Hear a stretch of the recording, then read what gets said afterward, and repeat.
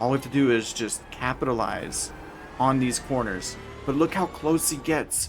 This is from his camera. He's right there, right up into the exhaust. You can feel the heat. If you can stay ahead of him here and then get a good exit yet again through that triple right-hander. iRacing's GT3 Sprint Series has returned to the Down Under. It's back at the Bend. I think this is season 2 of the Bend in its release, so we're still new to the circuit, and I'm sure plenty of others are as well. And honestly, it's kind of disappointing to see that the participation isn't as high as it should be, because this track is very technical. It's quite fun, and we're on the international layout, of course, so not the big 7.77 kilometer layout. This one has that triple right-hander, which I would assume, I mean, this is what we think of, right? Well, we would say the Bend. This is the Bend, right? Very fast triple right-hander. It's all about getting, of course, the right amount of speed and then getting it over to the right-hand side for this left-right. Very flowy right-hander, and then this double left-hander as well, which is quite tricky to get right. The gravel right on the exit. And just flowing it left and then shooting it straight right. Yeah, this is going to be a fun race here today. And of course, coming out of the final corner where, I mean, you need to maximize your speed heading into turn 1. Here we are in qualifying. And our first lap wasn't too bad. The temperatures here are very, very high. So we're taking it easy. It's lap 2. What can we do? Can we get this inside the top 10? Getting turn 1 correct, then turn 2 using plenty of curbs, slowing it down for turn 3. And it's all about the exit here. This is the best overtaking opportunity here in the hairpin. A good rotation out. 0.6 up, now heading through the triple right-hander. Get the apex. Get the apex again. Now get it over to the left, now to the right. And we're almost a second up. There's a little bit of time on exit, now through the double left-handers. And 1.2 up, almost 1.25 seconds. Coming into the final corner, we've lost a little bit of time. Can we nail it and bring it to the line? This is key. 1.3, and it's going to move us up to P9. Very interesting to see. Usually in top split, everybody is warming up the tires a maddening amount. But here, I've warmed up the tires just a little. We're going to let them cool off. I don't think you actually want to warm them up, you know, like you normally would, just because the track temp is so high that eventually, or very quickly, you're going to be in the upper limits of the operating range, maybe even overheating. Right, and away we go. Very dusty surface. The green flag is out. Side by side, kind of with Ronald on his left rear.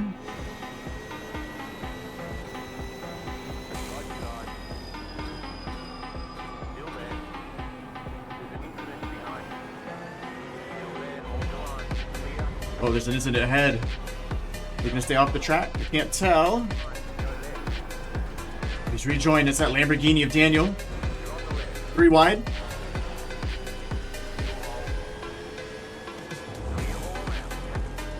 Ooh. Let's go defensive. Oh, that's a lame 4X. My God. Indeed.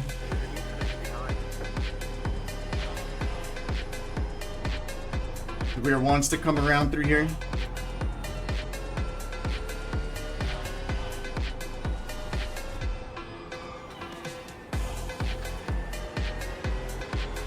Now Daniel doesn't look damaged, so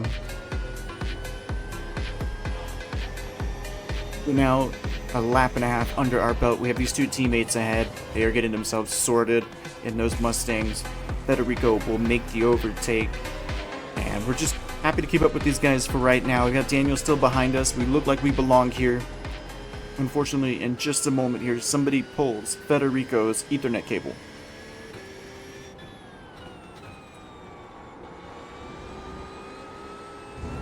Oh, that's unfortunate.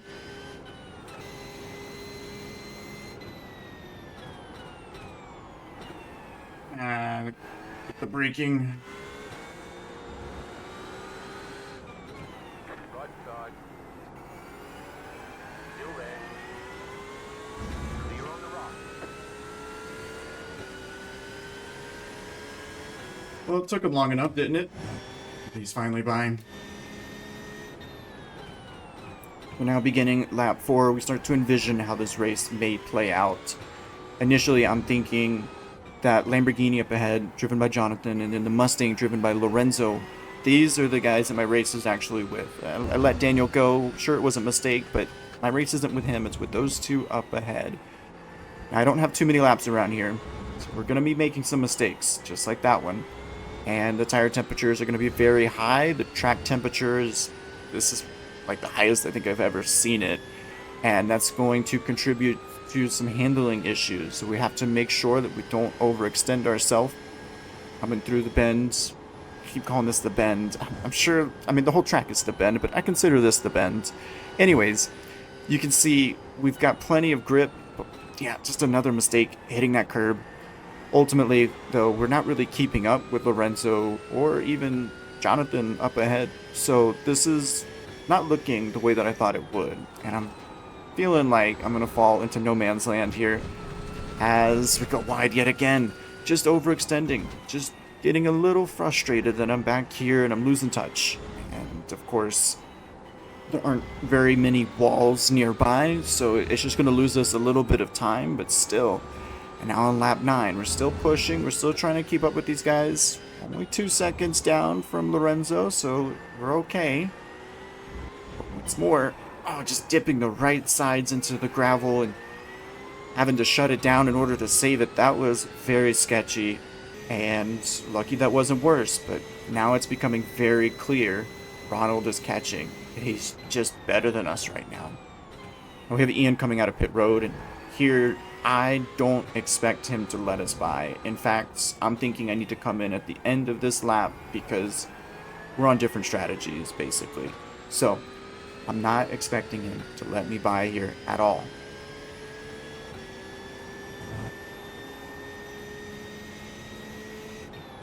Car on your left.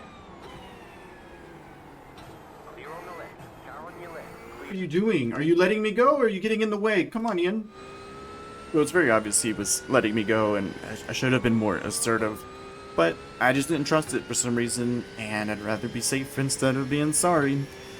Now, lap 15, tires are worn, fuel is running low, and running off the track again.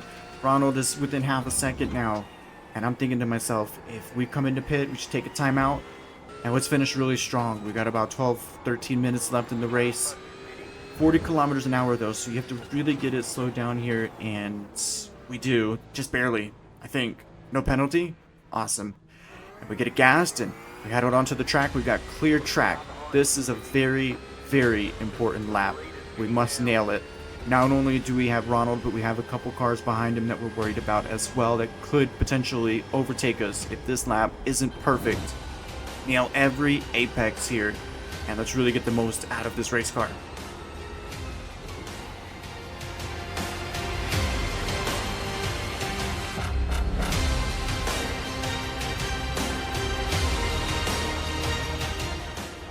Every time just trying to find the throttle and make sure we keep it on the racing surface, coming around the final corner. And they're all coming in on pit road. Where are we going to shake out? Here we go. No way. There they are. They're accelerating. Give them room. Thank goodness.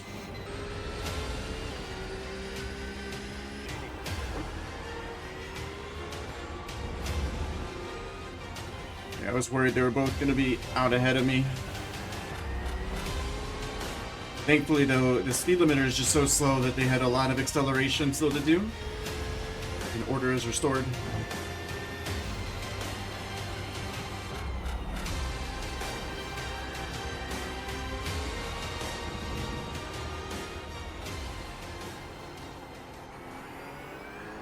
Just can't get the car in to turn 3 like Ronald can. I can really see that's where I'm getting pulled in by a lot.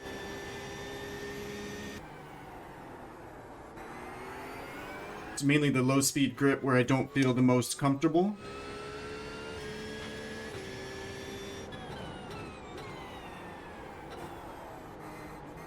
Let's see, I messed that up again. It feels like low speed grip.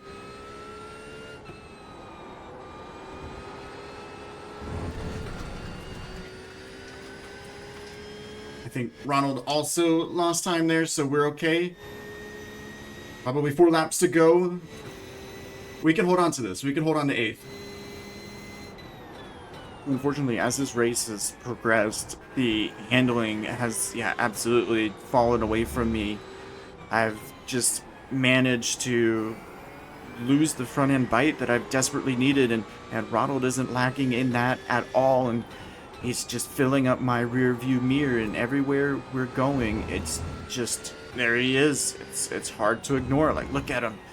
Every corner, he gains just a little bit more, especially on entry, and maybe not so much on exit. I started to realize I'm actually getting good exits here, and that's his downfall. All we have to do is just capitalize on these corners. But look how close he gets. This is from his camera. He's right there, right up into the exhaust. You can feel the heat. But again, we get the exit that we need. We leave him in the dust. And this is coming to one of the best overtaking opportunities, and he's just not close enough to send it. Thank goodness. If you can stay ahead of him here and then get a good exit yet again, through that triple right-hander, no matter how much faster he is, he's not going to be able to get by. A few of these other corners here, there's maybe some overtaking opportunities if there's a mistake, but otherwise, it's going to be extremely difficult for him to make a move. Again, dipping the right sides into the sand. We've got to make sure we keep this pointing in the right direction. Coming to the white flag here this time by. Let's make it happen. We've got this. White flag. Safe burn.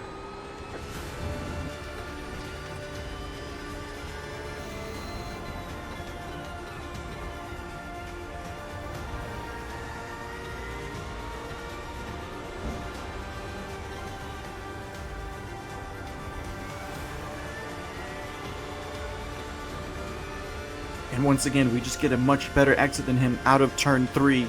Now heading to the hairpin, turn 6. This is the best opportunity for him to make a move, and he's just not close enough. Let's just find the accelerator once more. He gets so close on exit of the corner. I'm hoping he doesn't move me out of the way.